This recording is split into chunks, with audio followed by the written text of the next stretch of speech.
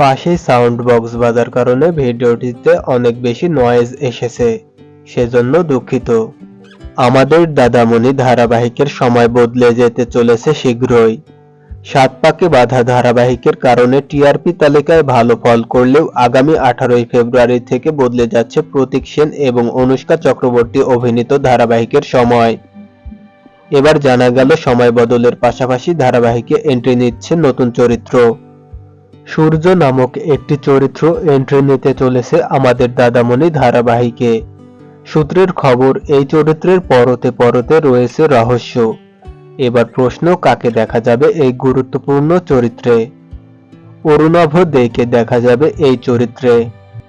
অরুণাভ ইতিমধ্যেই হরগৌরী পাইস হোটেল থেকে শুরু করে একাধিক ধারাবাহিকে কাজ করেছেন এবং অল্প সময়ে জায়গা করে নিয়েছেন দর্শকদের মনে।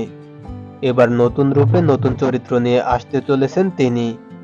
জানা গিয়েছে শীঘ্রই তার এই চরিত্রের এন্ট্রি হবে ধারাবাহিকে। শুরু হয়ে গিয়েছে অভিনেতার শুটিং। জোয়ার ভাটা ধারাবাহিক আগামী 18ই ফেব্রুয়ারি থেকে রাত 8:30 থেকে দেখা যাবে, যেই সময় আমাদের দাদামণি ধারাবাহিকটি সম্প্রচারিত হতো। 18ই ফেব্রুয়ারি থেকে আমাদের দাদামণি ধারাবাহিকটি দেখা যাবে রাত 10টা 15-য়। ভিডিওটি ভালো লাগলে লাইক, কমেন্ট এবং শেয়ার করুন। আর এই ধরনের আরো ভিডিও পেতে চ্যানেলটি সাবস্ক্রাইব করুন। ধন্যবাদ।